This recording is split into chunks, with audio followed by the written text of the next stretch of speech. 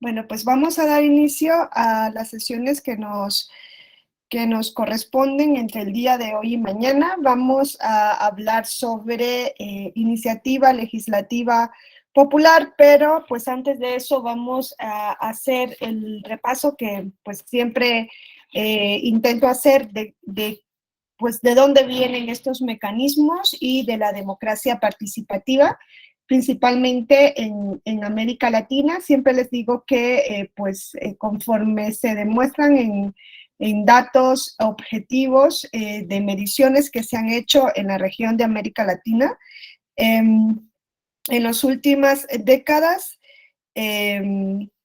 pues se ha venido atendiendo a una desafección hacia la democracia. Vamos a ver que conforme a los datos del Latinobarómetro, se nos dice que esa desafección a la democracia se mide principalmente en el bajo porcentaje de satisfacción que hay con la democracia en la región y pues consecutivamente también con el alto porcentaje de insatisfacción que hay, lo que ilustra definitivamente que el hecho de que hay un problema de cómo se está ejerciendo la democracia, quizá no tanto con relación al régimen en sí mismo, que también tiene unos porcentajes bajos de aprobación, pero donde sí se nota pues el foco rojo con mayor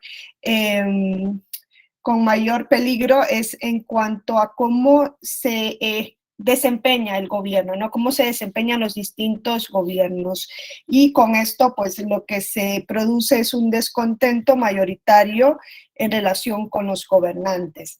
Entonces, les decía que el Latinobarómetro pues es una medición que nos pone de frente con esta situación a la que se ha venido asistiendo en las últimas décadas. Latinobarómetro nos dice que en Latinoamérica hay un declive o hemos venido viviendo un declive, una deconstrucción de la democracia, pero no precisamente para bien, ¿no?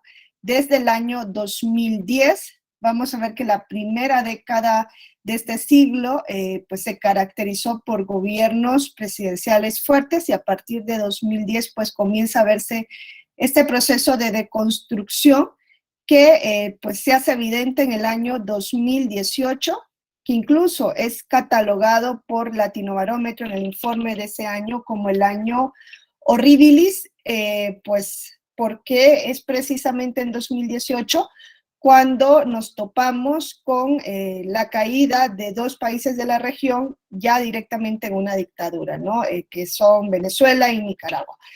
Entonces, hay una crisis de la democracia, hay una crisis de la democracia representativa y vamos a ver que para hacer frente a esta crisis en algunos sistemas, me atrevería a decir que prácticamente en todos se han venido llevando a cabo reformas constitucionales y legales con la finalidad de introducir instrumentos que son o que han sido vistos como propios de la democracia directa, aunque en sí mismo, pues a día de hoy no encontramos ningún régimen en el cual esté implantado un mecanismo de democracia directa, ¿no? De manera pura no la hay, no podrían funcionar en estados con los territorios y poblaciones actuales, difícilmente podría funcionar un sistema de democracia directa.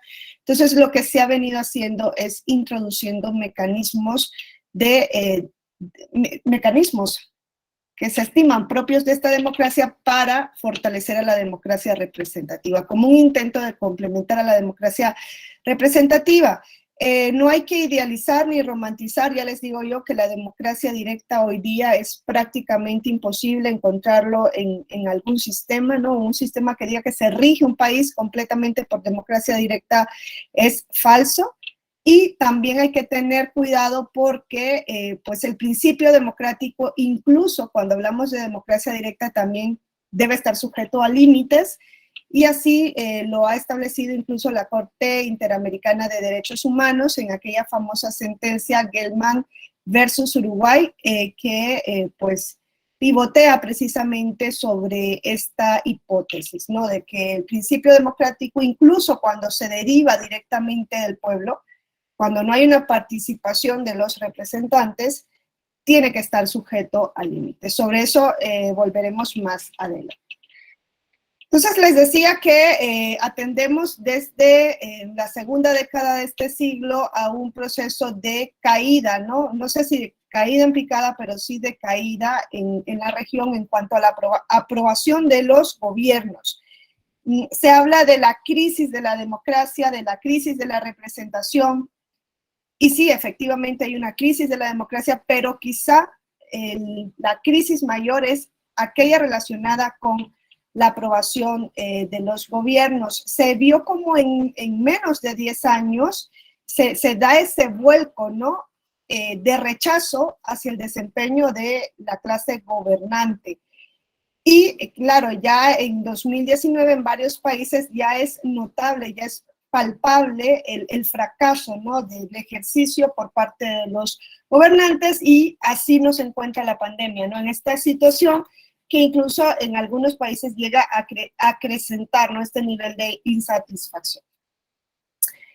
Nos dice Latinobarómetro que desde el año 2010 hemos venido asistiendo a una disminución del apoyo a la democracia. Cuando ustedes lean Latinobarómetro, me imagino que aquí ya muchas lo han leído, porque pues incluso en clases anteriores yo siempre hago mención, me imagino que también mis compañeros y compañeras hacen mención en este sentido,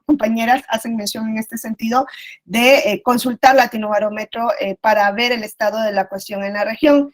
Si ustedes han estado siguiendo los informes, pues ya saben que desde el año 2010 se viene asistiendo a una disminución del apoyo a la democracia. El Latinobarómetro creo que tiene, si lo podremos decir así, dos variables que son fundamentales en cuanto a esta medición. Por un lado, el Latinobarómetro nos da una variable de medición del apoyo a la democracia en la región, que se refiere al apoyo al régimen en sí mismo, ¿no? ¿Cuántos demócratas hay en la región? Y aquí nos dice que el apoyo a la democracia ha venido decreciendo desde el año 2010, donde el apoyo a la democracia era de un 61%, a un 48% en 2018, manteniéndose en un 49% en el último informe publicado, que es del año 2020. Ahorita precisamente están licitando pues para llevar a cabo el informe del 2022, no va a haber informe de 2021. Entonces, lo que nos dice es el apoyo a la democracia, el porcentaje de demócratas en la región ha venido disminuyendo desde el año 2010 al año 2020, en una década ha pasado de 61% a un 49%, por debajo de la media, ¿no? Ahora también nos dice que el nivel de insatisfechos con la democracia, que es la otra variable que mide el Latinobarómetro, la otra variable es la de la satisfacción con el régimen, que les decía yo, que se refiere al desempeño de los gobiernos. También nos dice que el nivel de insatisfechos, a la inversa, ¿no? Ha venido aumentando. El apoyo a la democracia baja, el nivel de insatisfacción sube, de un 51% en 2008 a un 70% en 2020. Y esto tiene resultados prácticos que luego Latinobarómetro también nos va planteando.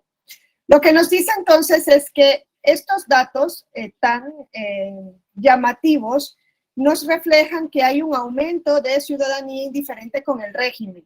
Cuando se nos dice que el apoyo a la democracia va decreciendo, significa que los demócratas en la región van decreciendo. Eso es una cuestión que el Latinobarómetro hace mención de manera enfática. Dice, en la región, el apoyo a la democracia, el nivel de demócratas en los países menos desarrollados es menor con relación a otras regiones que tienen países más desarrollados. en donde el nivel de demócratas es alto, aunque el nivel de satisfacción sea bajo. Dice que esto, cuando hay muchos demócratas insatisfechos, no se plantea como un problema. El problema real es cuando baja el nivel de demócratas, cuando en algunos países, y lo pone el Latinobarómetro aquí, hay personas que se manifiestan como partidarias hacia la dictadura y no hacia la democracia. Quizá, dice, son las personas más jóvenes que precisamente no han vivido en dictadura, son aquellas que dan ese vuelco. Bueno, nos dice, hay un aumento de ciudadanos indiferentes incluso con el régimen, ¿no? Hay un aumento de ciudadanos que están diciendo, no apoyamos la democracia, apoyamos una autocracia, y hay un aumento de ciudadanos que dicen, me da igual el tipo de régimen que haya en mi país, y esto se traduce desde luego en este alto nivel de desafección que hay al momento de las elecciones, ¿no? Ese alto nivel de ciudadanos que no se sienten atraídos por ningún régimen probablemente no van a ejercer el derecho al voto, probablemente no van a tener afección por un determinado partido político, están desideologizados, y esto va a tener, ¿no?, un impacto directo en el resultado electoral. Ahora, les decía que en el año 2019, pues ya el fracaso en cuanto al porcentaje de aprobación del desempeño de los gobiernos era bastante alto. Y precisamente un año después entraríamos a pandemia. El Latinobarómetro nos dice que en este periodo los procesos electorales o los resultados de los procesos electorales de la región pues han reflejado esa crisis que no hemos querido ver. Nos dice que incluso esta crisis a veces podría tener no tanto un efecto negativo, pero sí un efecto que nos llama la atención. Por ejemplo, nos dice en Ecuador, en donde existió desde el año 2007, ¿no?, el correísmo hasta el año 2017, nos enfrentamos con un proceso electoral en 2021 donde gana un candidato de la derecha. Dice, claro, esto tiene que ver con el fracaso, el agotamiento de la élite gobernante que precisamente no supo implementar la constitución que ellos mismos propiciaron en el año 2008, ¿no? Es llamativo como en Ecuador, claro, es necesario que haya una alternancia en el poder, pero sí llama la atención cómo la clase gobernante, ¿no?, el partido de izquierda no supo mantener ese porcentaje de votantes afines hasta el punto en que pierde el poder en el año 2021. Pero dice, en Ecuador ya se venía a venir, ¿no?, este decaimiento, porque si ustedes recuerdan, en el año 2018 las y los ecuatorianos, a través del referéndum, que es un mecanismo de democracia participativa, aprueban, por ejemplo, que las personas con sentencia condenatoria firme por delitos de corrupción no puedan ser candidatas a cargos de elección popular, ni puedan ser designadas a un cargo o empleo público. Y además, en el año 2018, a partir de esa consulta popular, las y los ecuatorianos revierten la elección presidencial o la reelección presidencial indefinida que había introducido por reforma constitucional Correa en el año 2014. Entonces, en este país se ve, ¿no?, como el fracaso del cumplimiento de las expectativas, que es lo que se refleja precisamente con el porcentaje de la alta ciudadanía insatisfecha con la democracia, insatisfecha en cómo se gobierna en su país, pues se refleja, ¿no?, ese fracaso del cumplimiento de las expectativas con el resultado electoral, y no solamente con el resultado electoral, sino también con el resultado de esa consulta popular, que fue muy interesante en el Ecuador del año 2018. Entonces, las y los ecuatorianos le dicen al correísmo no a dos cuestiones fundamentales, ¿no?, en su proyecto, o de su proyecto, una de ellas la reelección presidencial indefinida. También nos dice cómo Bolivia también puso de frente, ¿no?, esta realidad, esa crisis que se viene produciendo, que en Bolivia se acrecienta en 2019, cuando Evo Morales intenta reelegirse por cuarta vez consecutiva, pero se ve, dice, cómo, pues, después de esa crisis que se genera, en 2020 hay una elección presidencial que intenta poner fin a esta crisis, en donde gana un candidato del partido político de Evo Morales.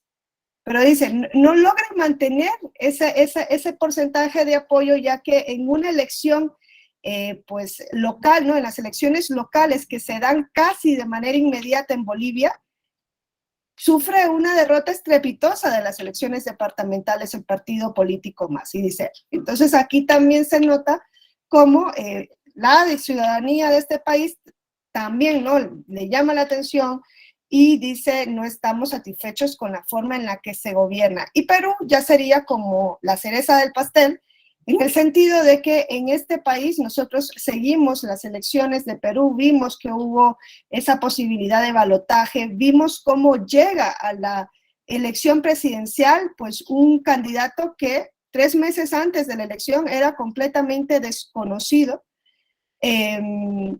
Pero lo más significativo, creo, de esta elección, no solamente que gana este candidato extramuros, ¿no? Lo más significativo es que en la elección presidencial de 2021, 16 partidos políticos pierden el registro.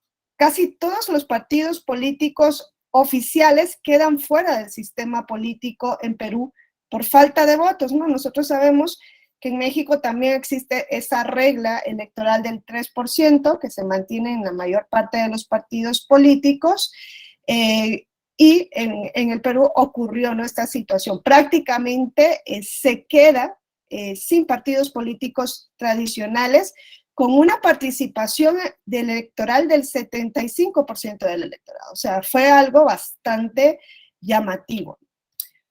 Ahora, para el caso de México, el Latinobarómetro también da datos que permiten ir construyendo el mapa de lo que sucede, ¿no?, en este país.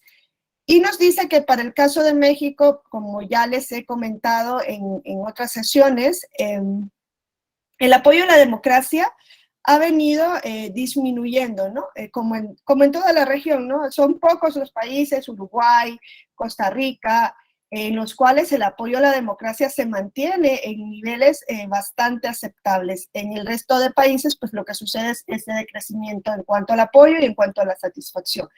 Nos dice que México alcanza su punto más álgido de apoyo a la democracia, es decir, hay un mayor número o porcentaje de demócratas como resultado de la alternancia en el poder que se produjo en el año 2000. En la medición del 2002 hubo un efecto rezagado que pone en evidencia, ¿no?, ese alto porcentaje de apoyo a la democracia, que era alrededor de un 63%.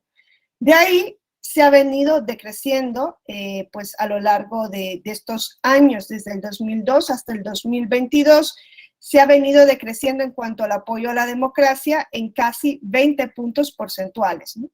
En el año 2018 el apoyo a la democracia era de un 38%.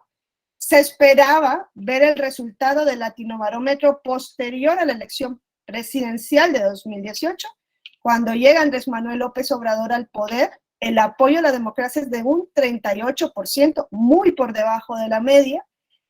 La medición que se hace en el 2020 refleja que el apoyo a la democracia sube de 38 a 43%, 5 puntos porcentuales. Con Andrés Manuel López Obrador, el apoyo a la democracia, eso significa el porcentaje de demócratas o de personas que se identifican como demócratas sube 5 puntos porcentuales.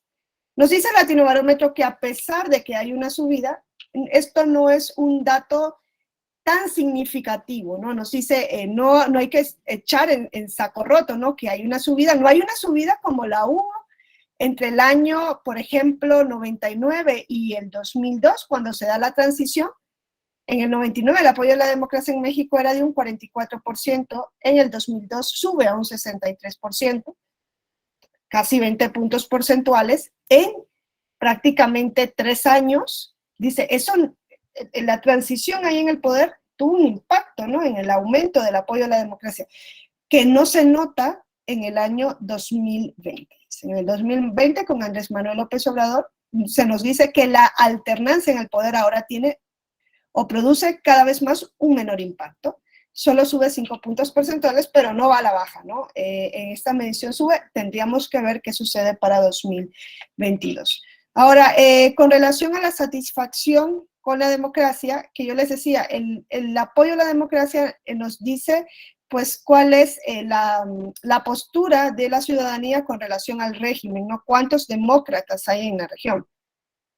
La satisfacción con la democracia, que es la otra variable que mide el Latinobarómetro, es un indicador del desempeño de los gobiernos. No es un indicador sobre el tipo de régimen, sino que es un indicador de cómo lo están haciendo los gobernantes, ¿no? No te define como demócrata o no demócrata. Lo que te define como demócrata o no demócrata es el porcentaje de apoyo a la democracia. Y bueno, aquí les decía que el Latinobarómetro nos dice que el porcentaje de apoyo a la democracia en Latinoamérica, los indicadores de apoyo a la democracia son bajísimos, principalmente en países pues menos desarrollados. Hay pues un mayor número de personas en estos países que no apoyan a la democracia, que no se identifican como demócratas. La satisfacción con la democracia, que es lo que les decía yo, es el indicador de desempeño, orienta sobre cómo lo están haciendo los gobiernos en relación con las demandas de la población. No es tanto un indicador político partidista, sino más bien un indicador de aprobación o desaprobación del gobierno. Si funciona o no para la gente el gobierno, ¿no? O la forma en la que se usa el poder. Y aquí nos dice el Latinobarómetro que en los países más desarrollados, pues hay un alto nivel de demócratas, pero también hay un alto nivel de insatisfechos con la democracia. Quizá lo podríamos ver en Estados Unidos de América, ¿no?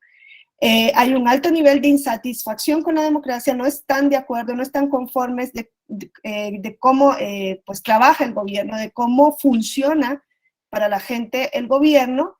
Y nos dice el Latinobarómetro que esto, contrario a lo que podríamos pensar, es sumamente saludable. Lo que no es saludable es que baje el apoyo a la democracia.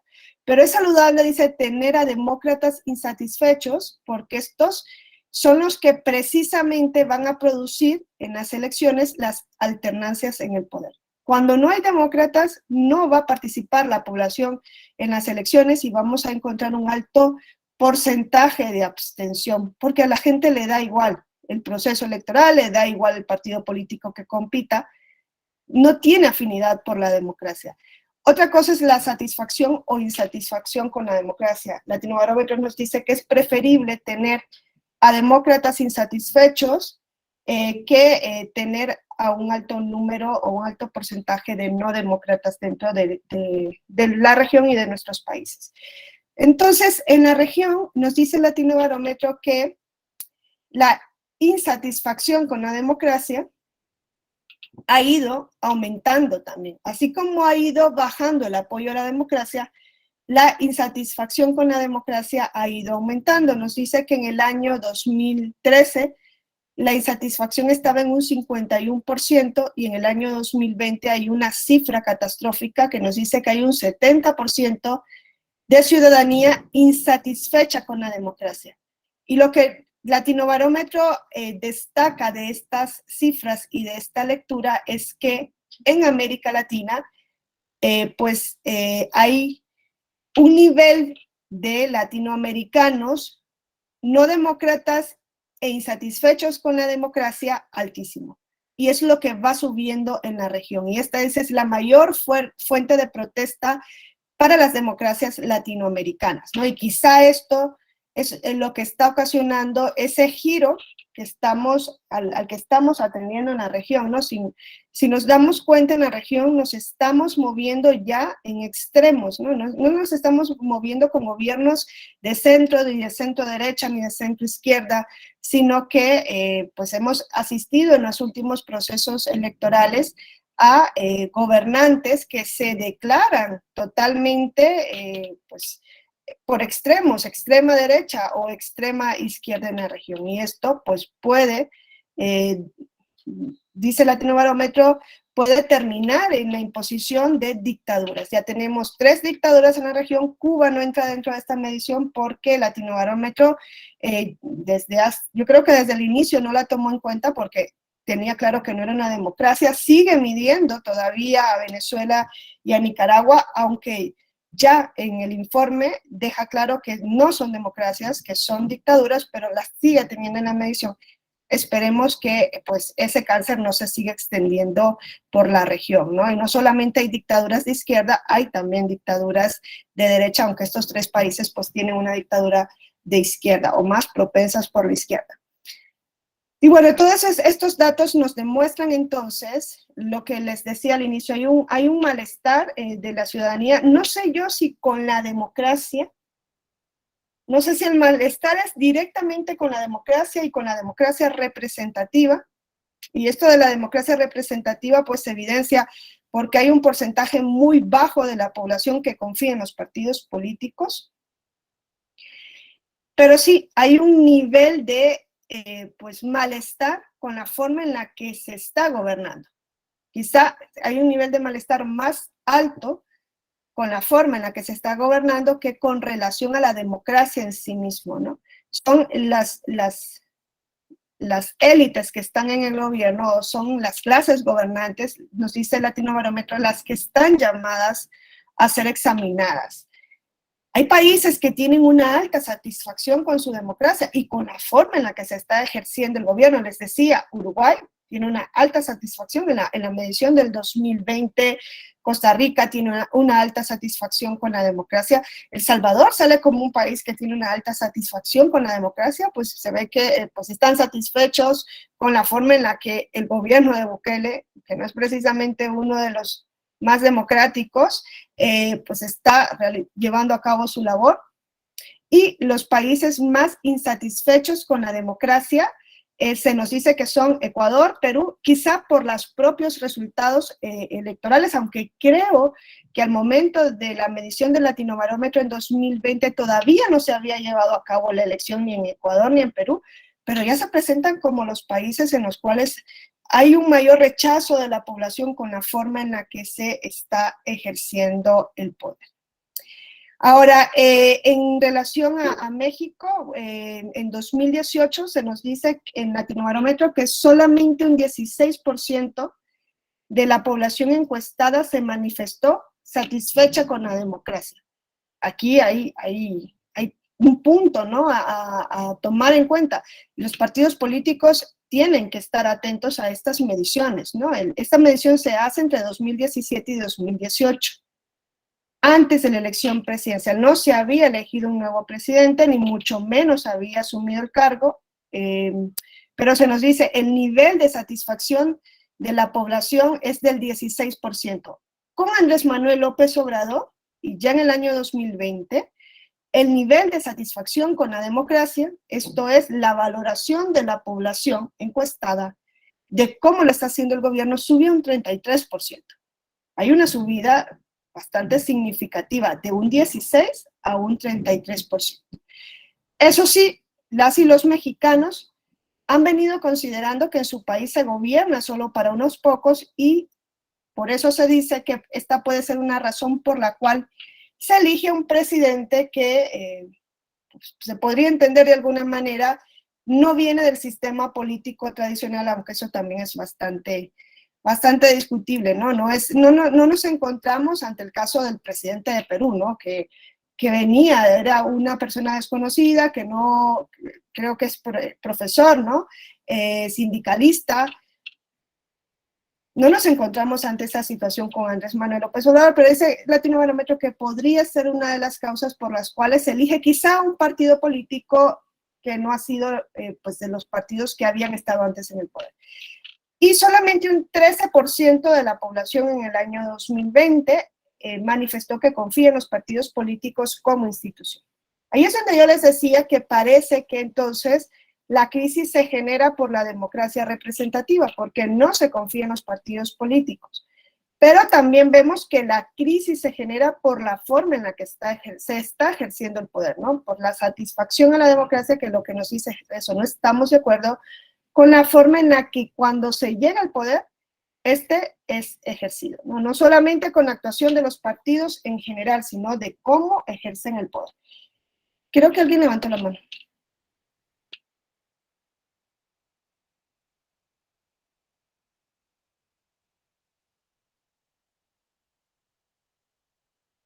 ¿Alguien levantó la mano? ¿Fidel era?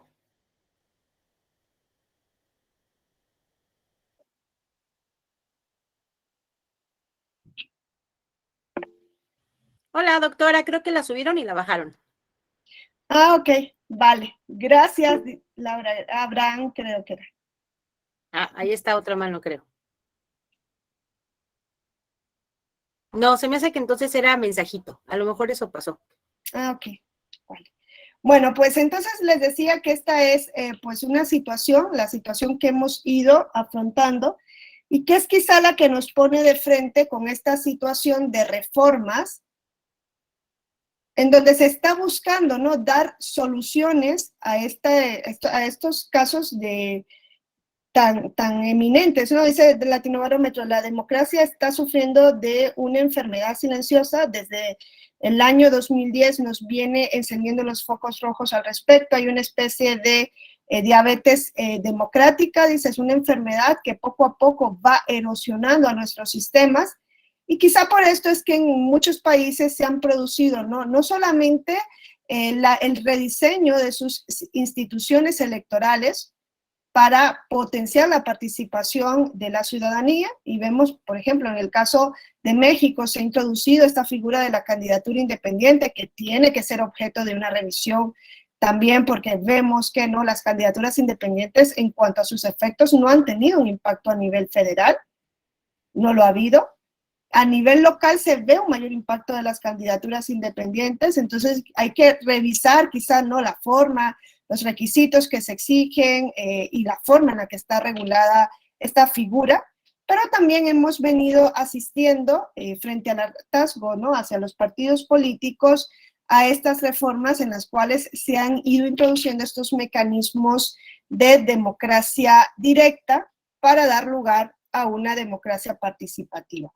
Ya les decía yo que nosotros venimos, ¿no?, de la democracia representativa, que todas y todos sabemos que es, ¿no? La democracia es aquella forma en la que se ejerce el poder a través representantes, ¿no? Y es lo que se vino construyendo en Occidente desde el siglo, no sé, XVI, XVII, ¿no? Se ha venido construyendo esa posibilidad del individuo de ejercer el poder a través de los representantes, a través de elecciones que deben reunir una serie de requisitos, ¿no?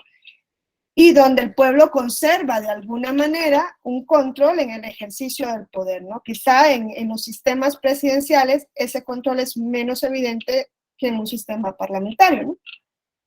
Pero hay un control del pueblo soberano en el ejercicio del poder, o debería haber ese control. Ahora, frente a esta democracia representativa, pues se han ido dando estas reformas para introducir elementos de la democracia directa.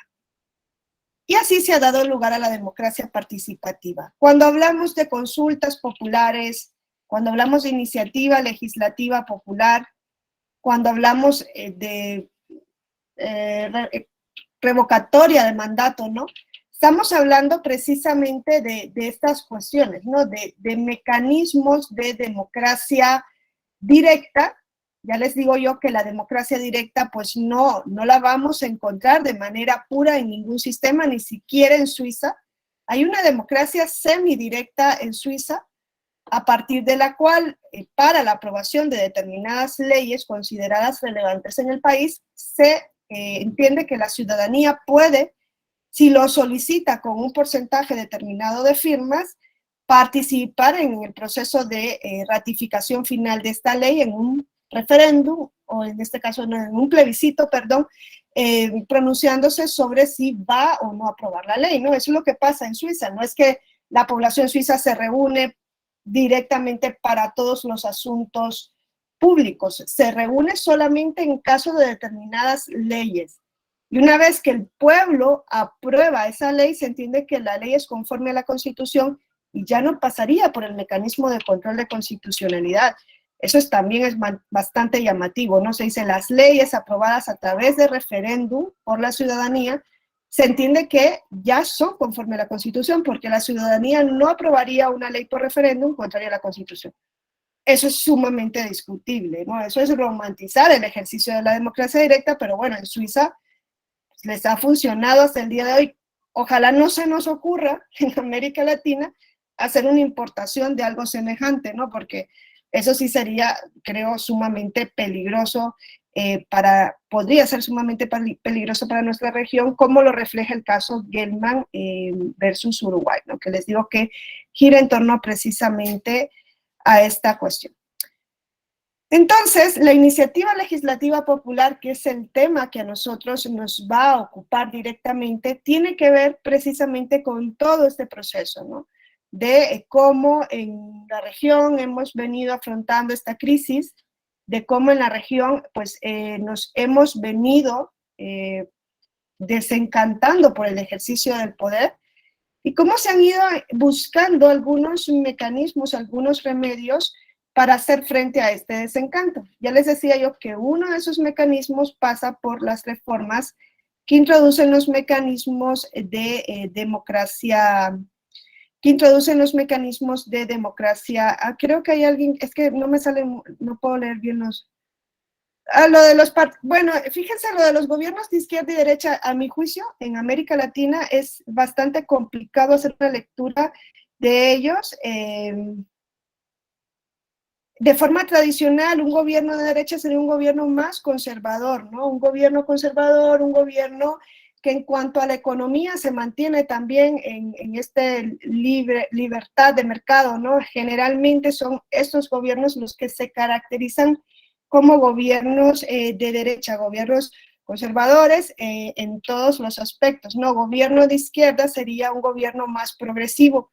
Y dentro de esos gobiernos de izquierda, pues encontramos aquellos gobiernos socialdemócratas, ¿no? Que son más propensos al desarrollo de los derechos de la tercera generación, de la segunda generación que nosotros los DESCA, ¿no? Son más propensos a este desarrollo, son más propensos a una intervención del Estado en cómo funciona la economía, ¿no? Son más propensos no hacia el liberalismo, no en el sentido del liberalismo como se utiliza en algunos términos que nosotros conocemos, sino más bien liberalismo como abstención por parte del Estado, ¿no? Sino que son más propensos a gobiernos más activos, no gobiernos que dejan pasar, como se decía en algún momento, sino gobiernos que tienen una mayor injerencia, un papel de mayor injerencia. Creo que tradicionalmente es como la mayor diferencia que podemos encontrar en estos dos polos, pero en América Latina no es tan clara esta situación, ¿no? A veces encontramos a gobiernos que se autodenominan como gobiernos de izquierda y luego tienen políticas que son sumamente conservadoras, ¿no? En todo el sentido, Erika, creo. Y a veces encontramos gobiernos de derecha que son menos conservadores que los de la izquierda. Yo en América Latina no tengo claro, no soy politóloga tampoco, ni he hecho un estudio en ese sentido, ¿no? Pero sí es como la percepción que me genera el actuar de algunos gobiernos de nuestro sistema. ¿Sí, Erika? Gracias. Bueno, respecto a lo que comenta de partidos de derecha e izquierda, hay un libro precisamente de Bobbio, ¿no? Que dice las izquierdas y las derechas se han ido como difuminando, ¿no? Se han ido como perdiendo, y creo que eso nosotros lo vemos precisamente en el caso de América Latina con este tema de coaliciones electorales, ¿no? El caso de México, que es un ejemplo clarísimo de que ya no existen precisamente estas clasificaciones de partido de izquierda y de derecha, ¿no? Ahí tenemos, por ejemplo, el PRI, que se denominaba como un partido de centro, ¿no? Y el PAN precisamente como un partido de derecha, y que ahora con estas coaliciones que llamamos aberrantes, pues ya no sabemos ni siquiera cómo podemos denominar ese tipo de coaliciones, ¿no? Finalmente, pues Morena se denomina como un partido más de izquierda, un partido precisamente que ve por las necesidades del pueblo, ¿no? Y que por eso a lo mejor con lo que está diciendo en estas gráficas que presenta, que la gente, ¿no? Precisamente en el gobierno de Andrés Manuel López Obrador, pues identifica por la ideología que él está representando. Ya no nos identificamos con un PAN, con un PRI, porque ya ni siquiera sabemos qué es, ¿no? ¿Qué tipo de partidos son? Decimos, son esas coaliciones contra natura que se están generando y que ya no sabemos ni qué representan, qué ideología representa esa coalición. ¿Es una ideología de centro? ¿Es una ideología de derecha? ¿Qué es lo que están representando? ¿No? Entonces, creo que ahí, pues, esta parte de gobiernos teóricamente, ¿no? lo denominan partido de izquierda-derecha o partido de centro, pero en la realidad, en nuestra realidad de hoy en día, creo que esto, como dice Bobbio, se va desapareciendo, ¿no? Ya no podemos como que ir redominando partido de izquierda o de derecha en estas perspectivas, ¿no? Por ejemplo, pues Cuba, ¿no? Él sí es como un partido más comunista, se denomina de esa manera, pero sí México, Argentina, por ejemplo, Argentina que también es otro de los países, ¿no? Que va teniendo este tipo de coaliciones y que además tiene un multipartidismo impresionante, ¿no? Por ejemplo, en los años 80 con lo que es el partido peronismo, que era un partido de izquierda, ¿no? Que enarbolaba la bandera de los obreros, pues precisamente también se va difuminando a partir de los años 90, los años 2000, y que hoy pues tampoco ya sabemos qué tipo de partidos son esos que tiene Argentina, como en el caso de México, ¿no? Nada más era este comentario. Y yo creo que el problema de América Latina, que es lo que yo decía, que aquí no noto no tanto esos sistemas así tradicionales, la desideologización que están sufriendo los mismos partidos políticos, ¿no? Lo que decían, un PRI con un PAN unidos, cuando pues dices, bueno, compartir. A ver, fíjense que en España en algún momento se quiso hacer una coalición semejante a esto que tú dices que es una aberración, que era el PSOE, el Socialdemócrata, con el Partido Popular, que el Partido Popular no es un partido, es un partido de derechas, pero no era un partido que se mueve como Vox, ¿no? En una extrema derecha en cuanto al nacionalismo, ¿no? Que son eminentemente partidos muy nacionalistas y con una visión bastante, no sé, restrictiva en materia de protección de derechos, ¿no? Principalmente para los inmigrantes, para las personas migrantes. Bueno, para los inmigrantes. Entonces, en España en algún momento, para evitar que este partido político Podemos llegara al poder, porque sí, estaba subiendo como la espuma Podemos, se planteó esa coalición entre PP y PSOE, pero pronto se dieron cuenta que iba a ser imposible el convencer a sus propios votantes de elegir a esa coalición, porque pues, tenían en común, ellos decían, que la democracia, como si Podemos, al ser un partido que se movía más hacia la extrema izquierda, no tuviese, ¿no? Una afección por la democracia, ¿no? Era como lo único que podía unirlos, pero ideológicamente era un abismo en lo que existía entre la política que lleva el PSOE y el PP. Por ejemplo, el PSOE es un socialdemócrata, propugna, por ejemplo, porque exista una salud pública gratuita, ¿no? Una educación gratuita, propugna por todas estas cuestiones que vienen a ser restringidas por la política de los gobiernos del Partido Populista. Ahí no se pudo dar ese paso, que sí se da en México, pero que yo creo que en México también se ha demostrado en los últimos procesos electorales que no ha tenido un recibimiento grato por parte de la ciudadanía, ¿no? Y eso viene a impactar más en ese hecho que dice la ciudadanía está desencantada, está insatisfecha. Eso lleva a que la ciudadanía sea una ciudadanía tibia, que no se mueva ya por ideologías, y le presentas a una coalición en este sentido, pues yo creo que eso también es parte de los resultados electorales que estamos viendo, ¿no? En los últimos tiempos, en donde Morena ha ido ascendiendo en el poder. ¿Cuántos estados tiene de gobierno? Gobiernos en los estados tiene Morena ahorita, más de 20, ¿no? 20 por ahí. 22. Claro, y se prevé que en las próximas elecciones también Morena resulte. Todo eso tiene un impacto, ¿no? En el resultado político, ¿no? No he estudiado yo creo que ustedes lo tienen mejor la cifra, cuál es el nivel de participación electoral, ¿no? No he escuchado que exista un alto abstencionismo en México últimamente. No sé yo si me equivoqué, pero eso también tiene que ver con todos estos datos que reflejan que la crisis, es que yo creo que la crisis no es en sí de la ciudadanía hacia los partidos políticos únicamente, es una crisis que se mueve dentro de los partidos políticos y que tiene un impacto en cómo la ciudadanía recibe, ¿no? Lo que los partidos políticos están mal haciendo, porque ellos mismos están perdiendo todo, pues, su propio sistema, su propio programa quizá. Entonces tendríamos que pensar o repensar si no deberíamos tener un proceso de participación distinto. quizás no, pero bueno, luego lo repensamos y metemos candidaturas independientes, y las candidaturas independientes tampoco, en esa configuración que tienen actualmente, logran tener pues el acogimiento que se esperaba que podría tener una candidatura independiente. Entonces, sí hay un problema muy fuerte, ¿eh? No creo que este problema se vaya a solucionar introduciendo la democracia participativa. Ese es un mito. Creo que se han generado incluso mayores problemáticas introduciendo estos mecanismos porque ponen a la población en la tesitura de decidir sobre asuntos tan relevantes para un país, contestando sí o no. Es que no sé yo si eso también puede ser la solución para problemas tan fuertes que aquejan a nuestros sistemas. Alguien había levantado la mano, creo. ¿Había alguien ahí? Ya ni sé. Es David. David.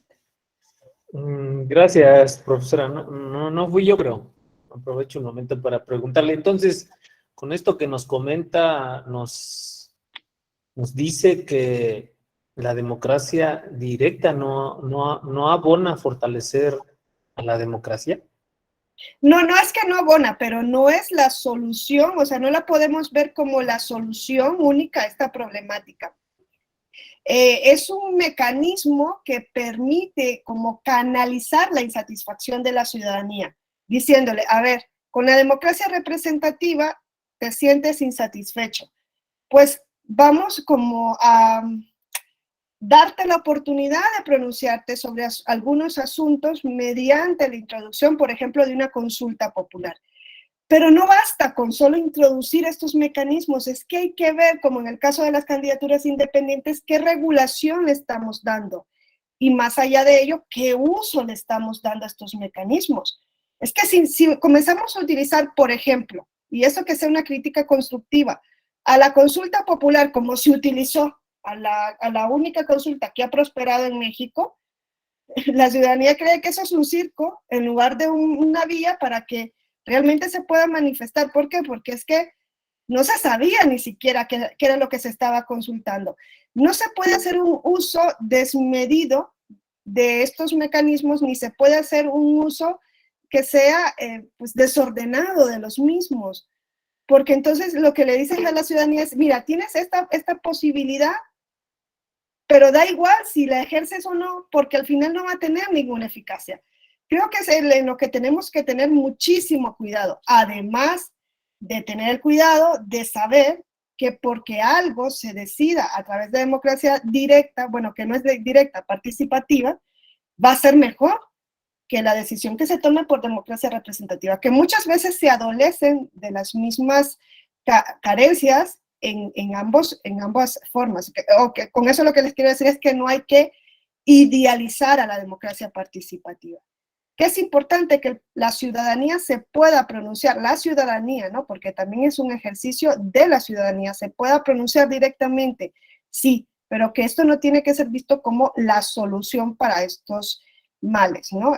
No puede ser el remedio, ni podemos ver como un milagro sanador en la introducción de estos mecanismos.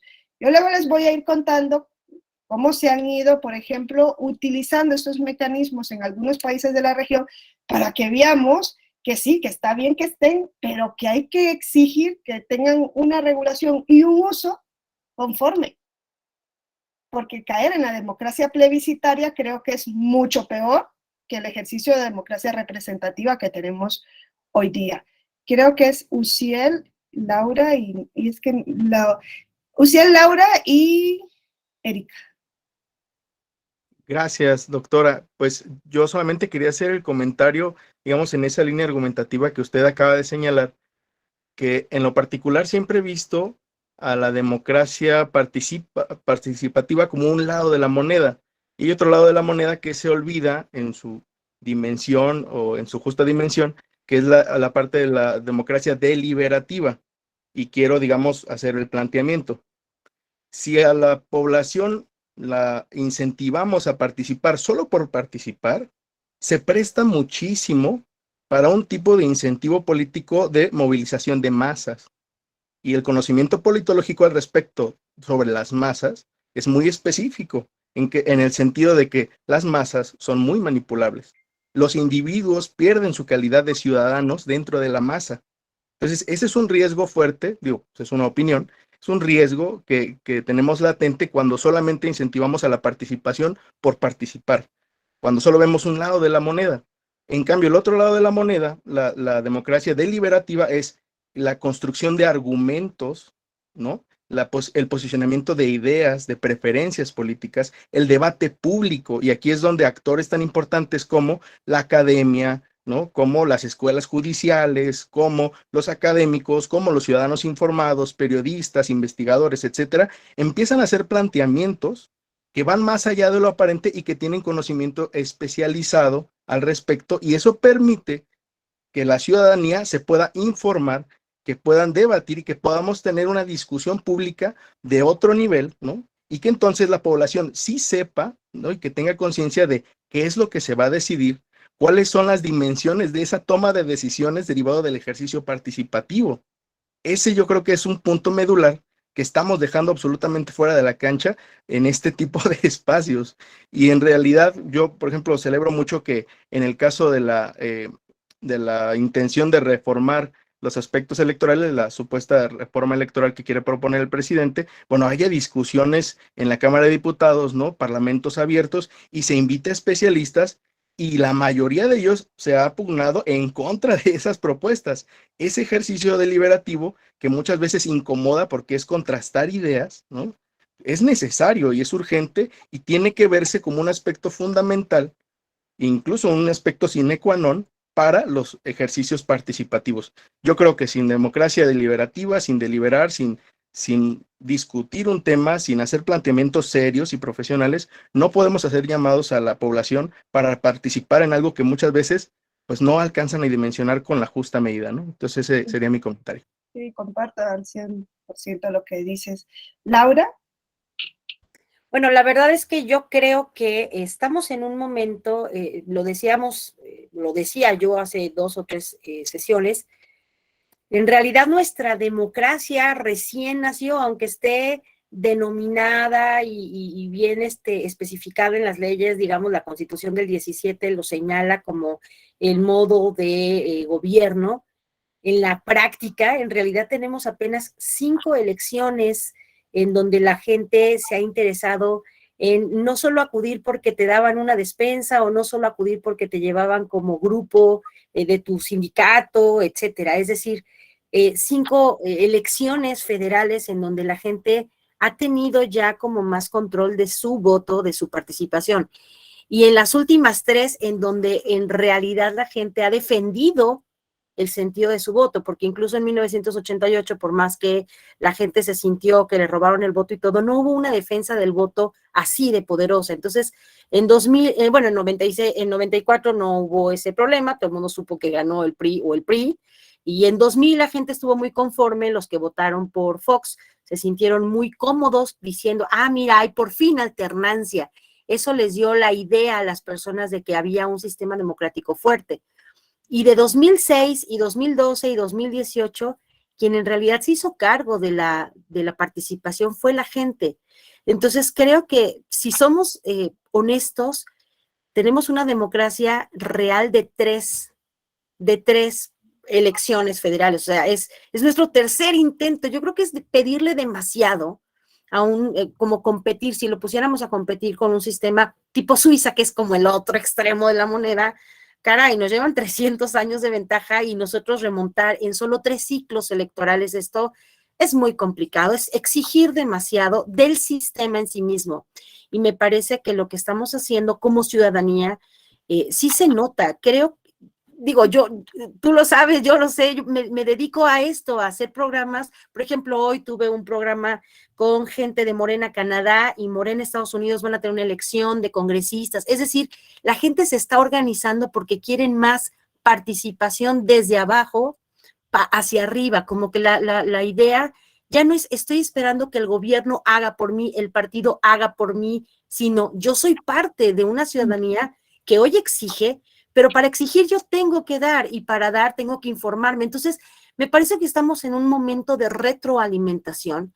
Está padrísimo que haya debates. Por ejemplo, los que estamos a favor de una reforma electoral no estamos a favor de que se desaparezca el INE y el tribunal. No, estamos pensando que cuando se elaboraron estas leyes, cuando se creó el INE, era una época muy distinta y que pues tal parece que hay que reformar no solo la ley electoral o el compendio de leyes electorales, en tanto hoy la ciudadanía es diferente. Me parece que es muy emocionante imaginar que podemos mejorar nuestro sistema legal por completo si estamos justamente en este debate de, oye, esto que estás tú diciendo es, además de vetusto, ya no resulta aplicable porque la sociedad cambió. Entonces, creo que esto es importante, la participación hoy del mundo, de la gente, de la vida real, puesta al revés. Ya no nos ven de arriba hacia abajo, nosotros los vemos ahora como iguales, y me parece que eso es bastante loable, repito, en una democracia que tiene 3 ciclos de experiencia. O sea, no creo que cualquier persona, o sea, si lo viéramos como si fuera un ente, es su tercer competición, su tercer maratón, su tercer lo que tú quieras, y es exigir demasiado como para decir, es perfecto. No, no lo es, pero en la medida en que nos ceguemos y digamos, no, así como está, estamos muy bien, también damos pie a que esto se caiga pues en una falta de interés de la gente. Sí, en efecto, en 2018 fue la vez de mayor participación de la ciudadanía y decayó, porque bueno, estábamos en pandemia, la gente no quería y no podía salir para 2021 y sin embargo, sí hubo una gran participación para hacer una elección intermedia, fue la que mayor participación ciudadana tuvo, a pesar de la pandemia y a pesar de que pues había muchas cosas en contra. Entonces me parece que hay que darle un voto de confianza a la gente y me parece que estos ejercicios le dicen a la ciudadanía, oye, confío en ti, entiendo que no es el gobierno de arriba para abajo, sino es un gobierno entre iguales y en esa horizontalidad, pues creo que los ciudadanos también se sienten pues contentos de que se les reconozca el derecho de ser partícipes y constructores de una nueva forma de pensar la constitución, la soberanía, las leyes, y al final de cuentas, esta democracia que supuestamente nos caracteriza, pues es a la mexicana, tampoco se parece a la suiza, tampoco se parece a la francesa, tampoco se parece es a la mexicana, y pues tiene sus ingredientes muy particulares y creo que sí tendríamos que celebrar y abrazar esta participación. A lo mejor no todo el mundo sabe, pero se está interesando y esa es la parte, me parece importante de esta nueva relación de poder, ¿no? Gracias, Laura. Sí, destacaría eso que dices de la ciudadanía activa, ¿no?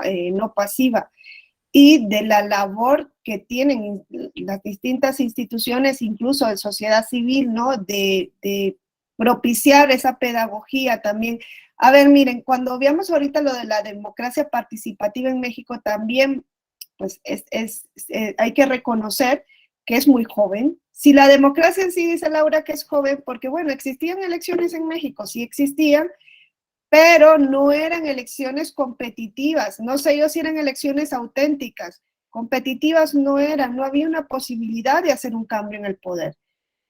Es como en estos países que dicen, hay elecciones, pero hay un único partido, pues eliges a ese partido o eliges a ese partido, pues entonces hay un concepto de democracia ahí bastante, no sé, bastante raro, ¿no? No sé si es muy particular, si pueden decir es la democracia a la, no sé, de algún país, a la forma de ese país, pero no encaja dentro de un parámetro objetivo que nosotros hemos conocido de democracia. Por lo menos no una democracia, una elección no competitiva no va a encajar. Es cierto que a partir del 2000 y producto, precisamente de que se fueron potenciando instituciones que nosotros conocemos, ¿no? Que es lo que quieren hacer, se van a hacer reformas, se aprueban, porque bueno, si se aprueba la reforma, tiene que ser, va a ser legítima la reforma, eso no lo vamos a poder cuestionar, pero yo creo que también tenemos que exigir como ciudadanía que se sigan manteniendo el nivel de institucionalidad y de independencia, porque si no, caso contrario, vamos a retroceder. Si se pudo dar el paso en el 2000, no fue por arte de magia, es porque habían instituciones también había una demanda de la ciudadanía, pero esa demanda existía desde hacía tiempo, pero también hubo instituciones que permitieron canalizar esa transición. Bueno, con la democracia participativa es joven. Vamos a ver qué es joven. Yo creo que pues han tenido muy pocos intentos de democracia participativa. Incluso yo no sé si ustedes como ciudadanía en algún momento pues han tenido esa noción de que pueden presentar proyectos de ley a las cámaras, que quizá luego ustedes ya no van a poder hacer más, pero sí van a poner sobre la palestra pues determinadas cuestiones que quizá a la política no le interesa poner a la luz pública, y ustedes sí lo van a poder hacer. A ver, yo no sé si nos vamos a hacer así un escrutinio por poblaciones, pues grupos en condiciones sociales vulnerables, quizá no tienen ni siquiera la idea de que eso existe, ¿no?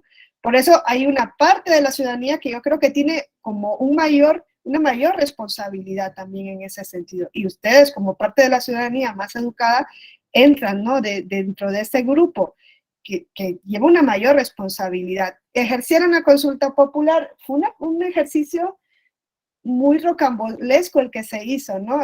Yo sí, a ver, no asentía todos los argumentos que dio el ministro presidente de la Suprema Corte, porque pues yo luego sentí que ya luego se lió él mismo con lo de la eficacia de la consulta, pero cuando daba las razones para que en México por fin se llevara a cabo una consulta popular, creo que no iba desencaminado el ministro presidente, ¿no? Decía, es una forma de decirle a la ciudadanía, oye, tienes ese instrumento y sí lo vas a poder hacer efectivo. Luego hicieron una pregunta que necesitaba una traducción al lenguaje ciudadano, y pues ahí yo creo que se deslució completamente, o no se utilizó, ¿no? O no se aprovechó el momento.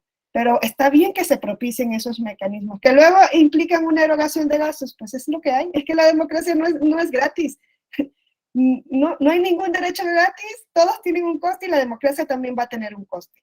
Pero hay que tener mucho cuidado para no tergiversar, ¿no? Y luego no transmitirle a la ciudadanía mira, tienes este mecanismo, pero va a ser al final algo ineficaz. Eso es lo que yo decía antes. La iniciativa legislativa, y van a ver cuántas han prosperado realmente, cuántas se han presentado, han sido muy pocas.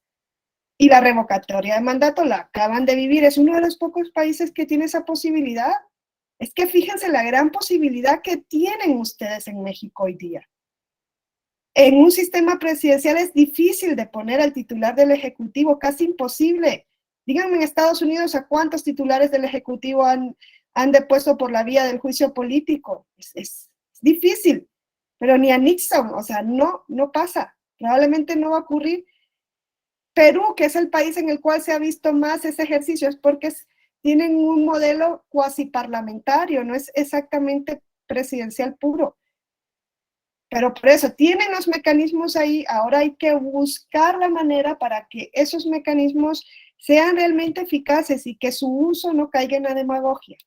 Porque cuando ya pasamos a ese punto, entonces le vamos a transmitir a la ciudadanía a la ciudadanía a pie tienes esto, pero pues da igual que se use o no, que participes o no, porque al final no va a tener ninguna eficacia. Ahí es donde hay que tener muchísimo cuidado. Yo sí comparto también la idea de Laura, en México ha venido construyendo quizá a partir de los últimos años de los 90, pues este modelo de democracia que ha permitido la transición. Yo creo que ahí se nota muchísimo, es lo que decía Latinobarómetro, cuando hay un alto nivel de porcentajes de demócratas insatisfechos, eso no es un problema. ¿Por qué? Porque si son demócratas y hay instituciones en su país, esos insatisfechos van a poder hacer el cambio. La alternancia en el poder, eso es sano también en el ejercicio de la política, ¿no? Pero bueno, Erika, sí. Gracias, Wendy. Bueno, pues respecto a lo que decía, ¿no? Y por ejemplo, se plantea, ¿no? Que la democracia es, en general en América Latina, pues una forma de gobierno reciente, ¿no? A partir de los años 90 es cuando los países latinoamericanos empiezan a transitar precisamente en la democracia, y que es curioso que tenemos muy poco, ¿no? De vivir en democracia, y que ya se esté hablando precisamente de lo que es la crisis de la representación democrática.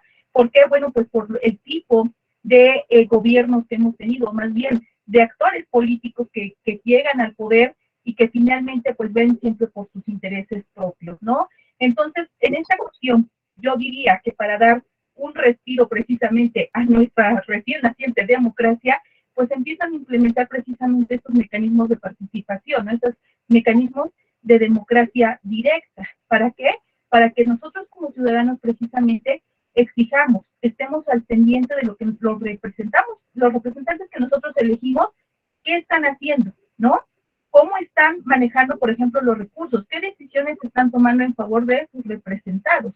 Entonces, si antes, ¿no? Los años 90, en el año todavía los 2000, los gobiernos que tuvimos, solamente sabíamos que teníamos un representante, un presidente, y que teníamos un congreso, pero no sabíamos más, ¿no? Entonces, precisamente, estos mecanismos que se empiezan a integrar, pues son mecanismos precisamente que tenemos nosotros como ciudadanos para hacer uso de ellos y poder, pudiésemos decir, atarles las manos, ¿no? A aquellos representantes que solamente ven por sus intereses personales o sus intereses partidistas. Creo que aquí, precisamente, lo que aún nos falta a nosotros como ciudadanos, como mexicanos, pues es la educación cívica, ¿no? Los que estamos acá, pues estamos interesados precisamente en ir conociendo precisamente esos mecanismos, cómo nosotros podemos acceder a estos mecanismos. Y, por ejemplo, yo aplaudo, ¿no? A la compañera Laura que dice, bueno, pues yo tengo un programa en donde platicamos sobre estos temas. Creo que a partir de un granito de arena que cada uno de nosotros vayamos aportando hacia lo que es la educación ciudadana, que podamos ir platicándoles, ¿no? A nuestros vecinos, qué es lo que podemos hacer, que podemos solicitar, por ejemplo, la pavimentación de una calle, que podemos solicitar, ¿no? Que nos instalen un parque para la recreación de nuestros niños, de nuestros jóvenes, porque está este recurso. ¿Qué es lo que pasa?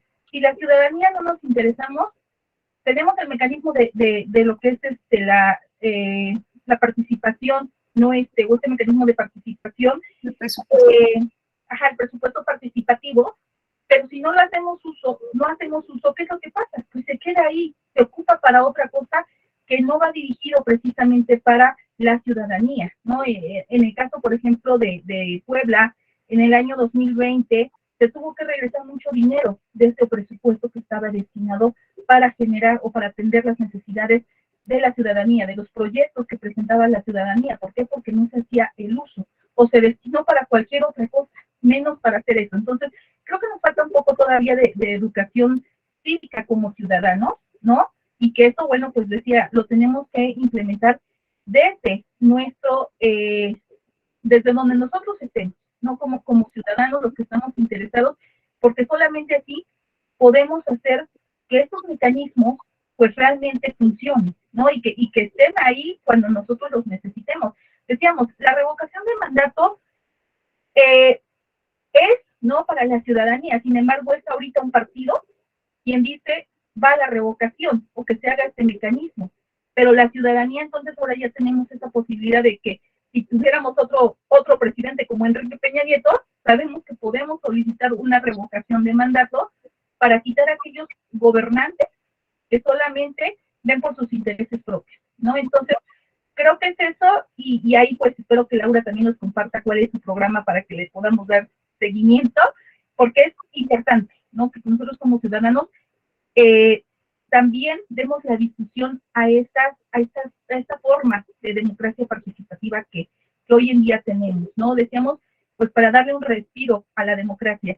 Decía ahí, pues también, ¿no? Hay varios autores que dicen, bueno, pues la democracia es la mejor forma de gobierno que tenemos, porque no nos gustaría vivir en un autoritarismo, no nos gustaría, o más bien no nos gustaría regresar a un autoritarismo o vivir en un totalitarismo. Entonces, pues como ciudadanos también tenemos esa responsabilidad de hacer que la democracia funcione, y si ahora tenemos como ese poder, ¿no? De que como ciudadanos podemos generar una iniciativa popular, que además, decíamos, claro que hace falta reformas en las leyes para que realmente prospere lo que nosotros estemos solicitando, que no haya elementos que nos pausen o que no nos permitan avanzar, ¿no? Creo que también eso faltaría, y pues eso tendríamos que exigírselo a nuestros representantes, a nuestros diputados, a nuestros senadores, que cambien precisamente este tipo de mecanismos. Decíamos, por ejemplo, las candidaturas independientes, ¿no? Todos esos requisitos pues son complicados para que un candidato independiente pueda lograr una candidatura, ¿no? O que pueda lograr un escaño dentro de lo que es el Congreso. Entonces creo que nos falta todavía mucho, pero está pues yo creo que en nosotros como ciudadanos generar un cambio y además hacer que estos mecanismos puedan funcionar, ¿no? Entonces, es cuento. Muchas gracias. Sí, no, fíjate que nos sentimos tan insatisfechos con la democracia, pero hay otra vía. O sea, ¿qué conocemos que exista en el mundo que nos permita tener el nivel de libertad que podemos tener dentro de la democracia? Que, a ver, son democracias en construcción al final. No, como decían, nuestros sistemas, desgraciadamente, pues son sistemas muy jóvenes y en los cuales ha habido una ciudadanía que se presenta como víctima en muchas ocasiones, que ha sido una ciudadanía completamente apática, que le ha dado igual, que ha dicho es que yo no como de lo político. Y claro que comemos de lo político y vivimos de lo político, aunque no estemos en la política directamente, todo esto nos afecta. Y vemos cómo se va deteriorando el nivel, yo les vuelvo a decir, de institucionalidad dentro de un Estado, que es, yo creo, una de las bases principales donde se sostiene la democracia y nos da igual.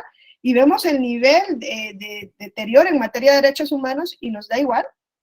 Y luego le exigimos a la clase gobernante que tenga un nivel que no tenemos como ciudadanos y que nos representan. No hay de otra cosa, si no vienen de Marte ni de Júpiter. Es parte de lo que tenemos en nuestra sociedad. Entonces yo creo que sí es importante, ¿no? Hacer también ese ejercicio de autoevaluación, de autoconciencia como ciudadanía, para darnos cuenta de que nosotros tenemos una amplia responsabilidad en esta materia. Miren, bueno, Laura, no sé si nos quieres compartir luego también en el chat si se puede participar, por si pues hay alguien que esté interesado, que seguro que sí, para informarse, ¿no? Y para pues también tener un mayor balotaje, ¿no? De conocimientos. Miren, a veces no compartimos la misma línea ideológica, pero esa es la democracia. Imagínense que no pudiésemos ni siquiera discutir estos temas. Es que hay sistemas, y yo no viví en el México de este periodo, ¿no? En donde hubo esa dictadura casi perfecta que decía el Vargas Llosa, ¿no? En donde pues había una apariencia de democracia. A mí no me tocó vivir, pero sí me ha tocado vivir de cerca, pues regímenes en los cuales esto es imposible, ni siquiera de pensarlo, discutir si determinada cuestión que esté en la Constitución es más o menos eficaz. No, es que eso ya sería atentar contra la estabilidad del gobierno y probablemente pues te llamarían la atención. Lo mínimo que podrían hacer es darte un jalón de oreja, ¿no? Y a la siguiente ya no sé yo qué. Entonces, el que podamos siquiera discutir, tener puntos de vista distintos, participar en foros, en cabildos, eso es ejercicio de democracia, ¿no? Y eso es ampliamente valorable. Ahora, les vuelvo a decir, mi postura no va por la vía, porque creo que se puede haber entendido así, de que la democracia participativa no tiene razón de ser, o es innecesaria, o no va a ser nada ante la crisis. No, lo que yo les dije es que no podemos ver en esos mecanismos como la respuesta mágica para la situación en la que estamos. No lo podemos ver, más aún cuando estamos en países en los cuales, por ejemplo, la revocatoria de mandato, ¿cuánto tiempo tiene de haberse introducido en México? Muy poco, solamente hay un ejercicio. Lo que tenemos que ir haciendo es aprender de esos ejercicios, ir tomando nota y exigir como ciudadanía que eso se refleje también dentro de las instituciones. ¿Qué pasó en el ejercicio de revocatoria de mandato que se acaba de tener? Que se insta directamente por el gobierno y no se insta por la ciudadanía. En la mayor parte de Latinoamérica ha sido así. Pocas veces ha venido desde abajo el decir hay que valorar, ¿no? Pero bueno, aunque se inste por el gobierno, con todas las cuestiones que hay que depurar todavía en materia de propaganda, todo lo que se tiene que depurar todavía, aunque se inste por el gobierno, quien va a decidir al final es la ciudadanía. Tenía la oportunidad de haber participado y decir, no estamos de acuerdo con el desempeño del presidente del momento. Y va a haber un cambio, ¿eh? Ahora, ¿cuántos saben cómo se va a llevar a cabo ese cambio? Porque yo creo que eso también tiene que ser objeto de pedagogía, ¿no? ¿Sabe la ciudadanía qué pasaría si se aprueba una revocatoria de mandato? No sabemos probablemente. ¿Cuántos sabemos realmente si vamos a preguntar a nuestros vecinos, ¿sabe si se hubiese aprobado la revocatoria, quién hubiese asumido el poder? Claro. ¿No saben? ¿Hay un adelanto de elecciones? No hay. Entonces, claro, ¿quién va a asumir? Toda esa regulación también tiene que ser pues, llevada a la ciudadanía para que sepan en qué está participando. Y en la materia de consulta popular, miren, es importante que la ciudadanía pueda participar, es importante escuchar a la ciudadanía. Y yo creo que aquí quizá van a disentir de mí, pero yo considero que hay temas de tanta trascendencia que es imposible resolverlos a partir de una consulta popular. Imposible. ¿Por qué? Porque en la consulta uno le presenta una pregunta a la ciudadanía y puede ser que la respuesta a esa pregunta tenga matices, que yo esté más o menos de acuerdo con esto, o que el Brexit, ustedes lo vieron, o sea, pues puede ser que una parte del pueblo inglés estaba de acuerdo con mantenerse en la Unión Europea si cambiaban determinadas cuestiones, pero la respuesta que das es sí o no, es tajante, es dicotómico. No puedes decir sí en tal medida o no en tal medida.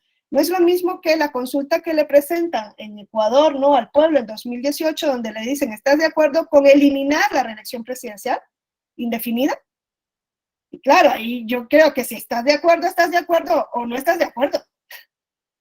Ahí O no indefinida, pero un pedacito, 3 años sí, 2 no. O sea, ahí no había medias tintas. Claro, pero si no hay reelección indefinida, lo que quedaba era como lo que había antes en la Constitución, que era la posibilidad de una sola reelección, ¿no? La reelección, o consecutivo, ¿no? Decía la Constitución de Ecuador antes de 2014. Quien ejerza la titularidad, en este caso de la presidencia, porque no solo es la presidencia, puede reelegirse por un solo periodo de manera consecutiva o no.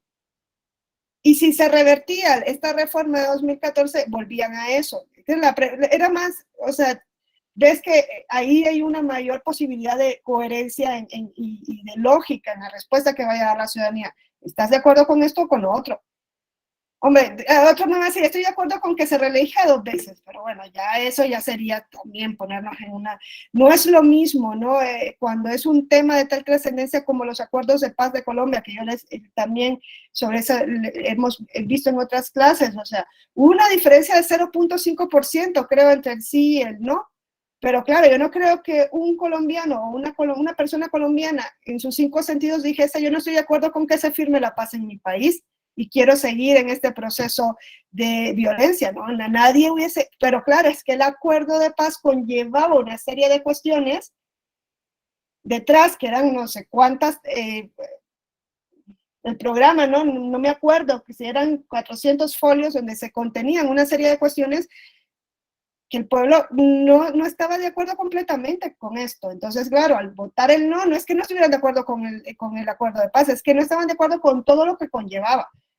Y bueno, así lo podemos ir viendo en tantas cuestiones, ¿no? Es ahí donde Bobbio también dice, es que el problema de poner temas de gran trascendencia en esta tesitura de sí o no, es ese, es que no se pueden resolver algunos problemas desde esa perspectiva. Eso, lo contrario es demagogia, es mentir, es que no vas a resolver nada, probablemente lo empeoras.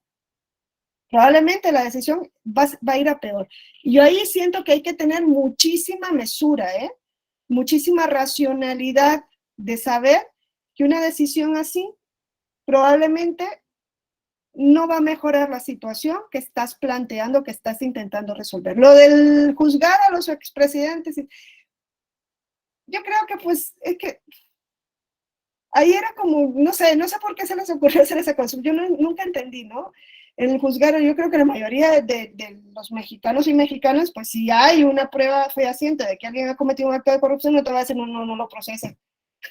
O sea, es que era como ilógico. Hay que tener cuidado también, no hay que hacer un uso desmesurado y demagógico de estos mecanismos, más aún cuando el pueblo todavía ni siquiera los conoce, no les demos esa primera imagen de esto no vale para nada, ¿no? Utilicémonos de manera racional. ¿Por qué? Porque es interesante también en muchas ocasiones escuchar a la ciudadanía, es interesante escucharlo, teniendo esa previsión de que probablemente algunos temas no se pueden resolver a partir de esa tesitura, no es, va a ser imposible. Y creo que María Eugenia. Nada más, si quieres, nada más doy rapidísimo. Sí. Y explico 2 segundos. Yo me metí a este berenjenal de tratar de explicar un poquito lo que aprendo en derecho electoral a la gente de verdad tiene muchas ganas de saber y participar, pero a veces no entiende ni de qué se trata.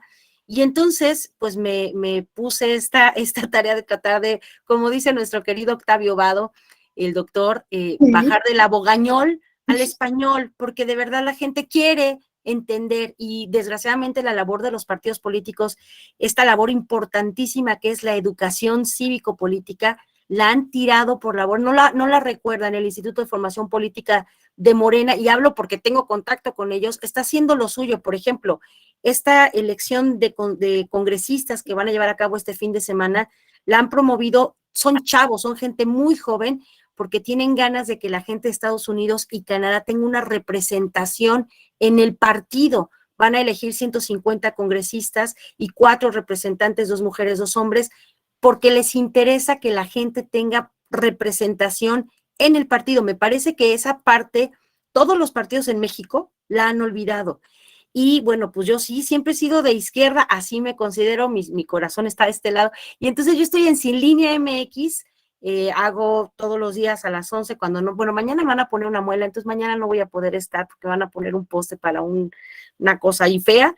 Entonces, pero estoy de lunes a viernes tratando justamente, invito diputados, invito senadores, invito gente que hable de temas también laborales, de otros ámbitos, porque la gente tiene interés de preguntar, oye, ¿qué es el outsourcing? Desde ahí, por ejemplo. Entonces, esa es la misión y estoy a las 11 de la mañana. Quien guste acompañarme, muy agradecida. Erika, eres bienvenida, te espero a las 11. Si puedo hablar el lunes a las 11. Y si no, pues ahí nos estamos conectando y muchísimas gracias por la oportunidad de hacer el golazo. Gracias. Sí, no, de nada. María Eugenia y Héctor. Bueno, hola, buenas noches, compañeros. Muy atinadamente de nuestros compañeros, su participación en el aspecto de que es muy joven la democracia en nuestro maravilloso México. Realmente, por ejemplo, pasaban de generación en generación, familias completas de que era la presidenta, la mamá, el papá, la hija y así.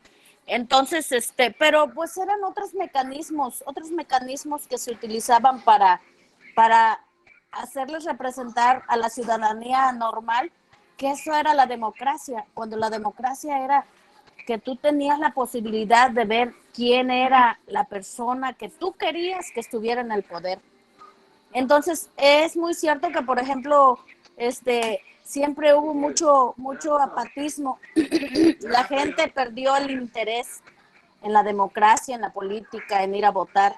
Y realmente, pero tiene poco tiempo que, como dice la compañera Laura, muy acertado, hay mucha gente que le interesa, pero siempre ha visto como, pues no, esos ya son políticos.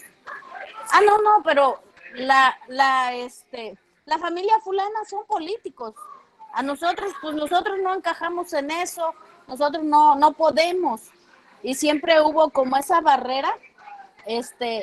Yo aplaudo mucho, por ejemplo, en el aspecto de, pues, la paridad de género, cuando antes, por ejemplo, incluso a mí me daba terror en el aspecto de que cuando ponían a una mujer cuando se abrió que era, mujer y hombre, el hombre ponía a su esposa y al agarrar después, nada más tomaba protesta y vas para atrás y ¿sabes qué, hija? Pues regrésate a tu casa. Y me toca a mí porque pues yo. Entonces sí se ha avanzado en muchos aspectos. Yo, por ejemplo, igual a lo que me ha tocado explicarle a las personas de cómo es la democracia, que, por ejemplo, inclusive la gente se quedaba anonadada cuando un político les regalaba algo o componían su callo. Decía, wow, no, este político sacar dinero de su bolsa o qué buen hombre, o sea, y se ha quitado ese matiz del buen político, pero realmente si tú le explicas a la gente normal de que esos son tus impuestos, que son lo que le corresponde a cada lugar, ese granito de arena va aumentando a cada persona, yo tengo unos vecinos, ya son personas de la tercera edad, 80, y ellos viven medio año en Estados Unidos y medio año de acá, pero ellos jamás se perderán las elecciones acá. Ellos sienten un deber cívico, un deber ciudadano. Y eso es algo tan bonito, es algo realmente que vale la pena. Vale la pena enseñarle a las demás personas, vale la pena tomarte tus minutos y explicar.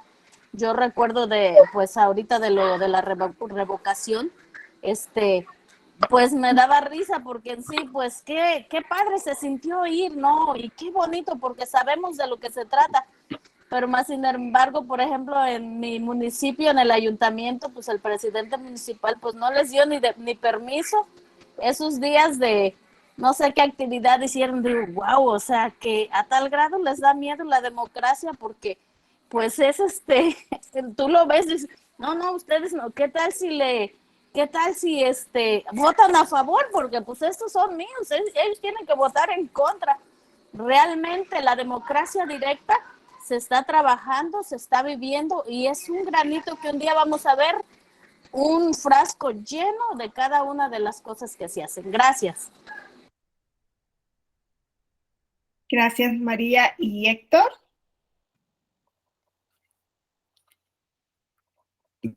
Compañeras, compañeros, buenas noches.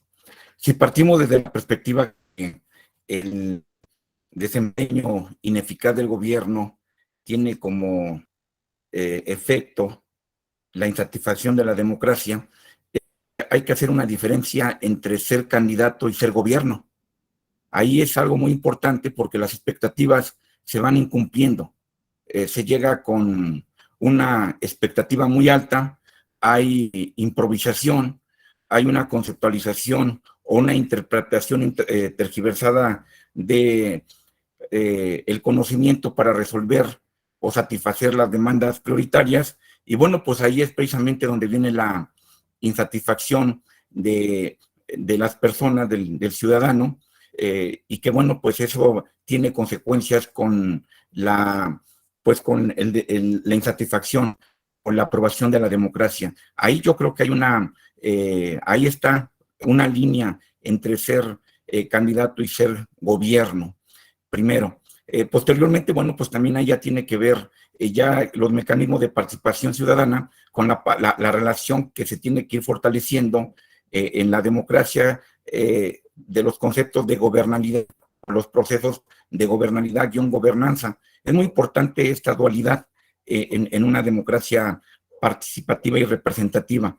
Pero bueno, pues ya también hemos, en la línea del tiempo, en la transición democrática del centro a la derecha, centro a la izquierda, pues que también para mantener el poder, bueno, pues ya actualmente, como se comentaba, están las alianzas estratégicas o pragmáticas con ideologías tal vez hasta cierto punto, pues, adversas, pero que bueno, pues ya por cuestiones pragmáticas están ahorita en este momento, y que bueno, pues también quien está en el gobierno, pues ve hacia atrás siempre, ¿no? No se ve hacia adelante, se ve hacia atrás, y que bueno, pues a veces se realizan pues acciones de gobierno para salir del paso únicamente, ¿no? Como se le conoce, únicamente para salir del paso, y que bueno, pues va afectando precisamente pues este concepto de democracia. Y bueno, considerando también tal vez la ventaja que tenemos es desde una perspectiva de Francis Fukuyama, entendida la democracia como el derecho que tienen todos los ciudadanos de participar en los asuntos públicos. Bueno, pues vamos a ir precisamente en altibajos, no vamos a tener mayor y menor participación o aprobación de la democracia con base precisamente en la eficacia de los gobiernos. Y bueno, pues también en este momento vemos que hemos pasado del activismo político, cuando hablo de ser candidatos, al activismo gubernamental, que también eso daña, porque en el activismo gubernamental, bueno, pues se implementan con mayor énfasis, pues, las noticias falsas, lo que tiene que ver con la y bueno, pues en ese sentido, la democracia, pues se lastima, se lacera, se vulnera, pero bueno, reitero, a lo mejor la única perspectiva que tenemos a futuro es de que todos vamos a participar, que tenemos ese derecho irrevocable, y que bueno, pues ya en un proceso ya histórico podemos ver del 2000 actualmente, desde el año 2000 aquí en México, que bueno, pues cada ideología o cada gobierno con una ideología, pues va teniendo, por mantener el gobierno, va teniendo ya un comportamiento muy distinto. Creo que ya hemos tenido las experiencias pues con cada una precisamente de las propuestas políticas. Faltaría a futuro un candidato o candidato independiente, que todavía lo hemos tenido para ver cuál es el comportamiento, pero bueno, las alternancias van a seguir. No hay un gobierno que dure para siempre, ¿no? Entonces, pues yo creo que la democracia se tiene que fortalecer y los mecanismos de participación creo que son la vía más, yo creo que más plausible, ¿no? Más cercana que tenemos los ciudadanos para poder precisamente en cada régimen, en cada forma, en cada ideología de gobierno ir resarciendo precisamente ya sea los vicios, las ineficacias o hasta cierto punto, como se ve actualmente, esas interpretaciones que se dan hacia el pasado, más hacia el futuro, pero bueno, pues ahí seguimos como ciudadanos con ese derecho que pues es el que nos mantiene y bueno, pues es el que sostiene precisamente pues todos los vicios y todas las situaciones complicadas de los gobiernos que no gobiernan, ¿no? A lo mejor hasta cierto paradójicamente. Gracias, Héctor. Y pues sí, nos quedamos con esta idea, este llamado que haces.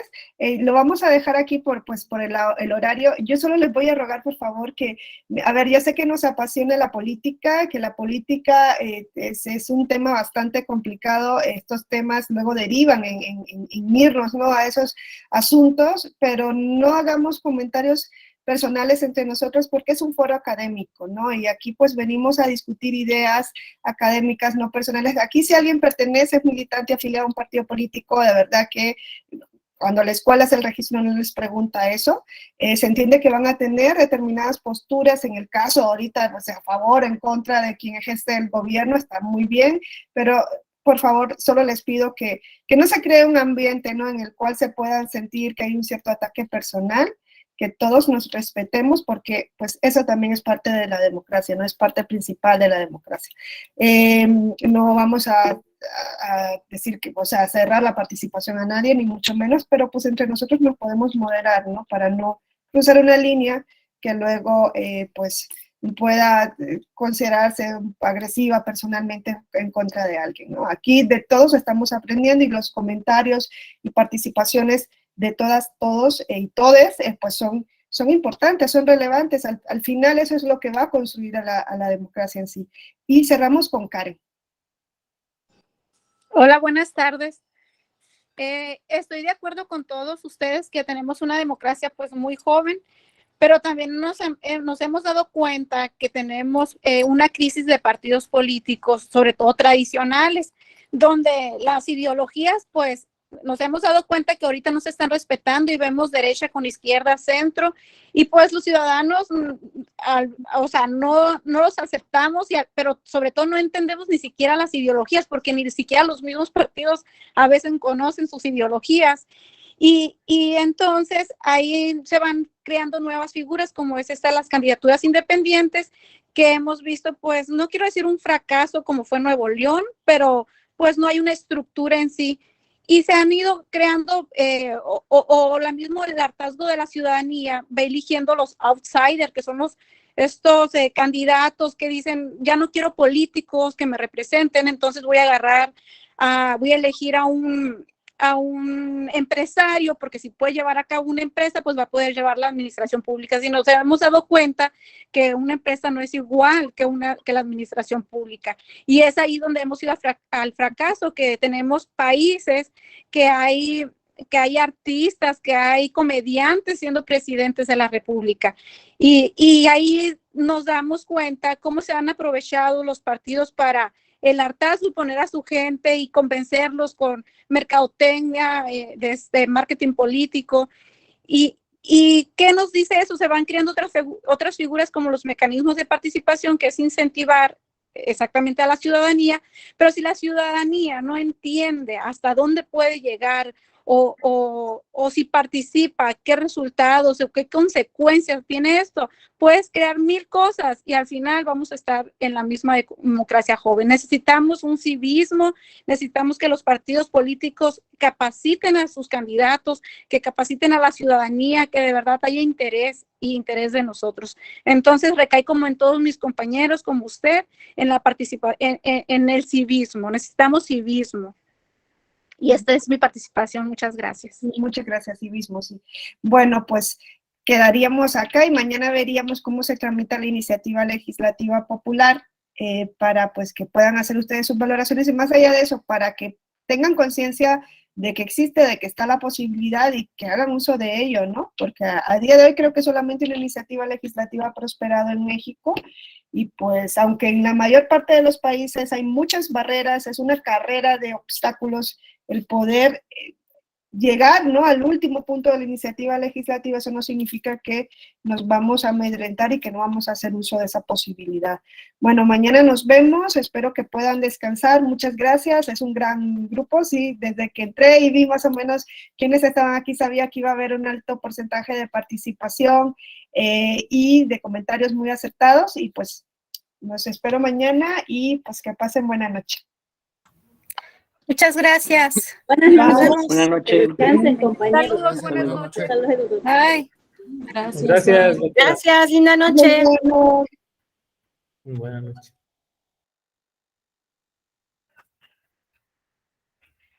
Gracias, doctora. Buenas noches. Hasta mañana. Hasta luego, buenas noches. Saludos de Nos Querétaro. vemos. Adiós.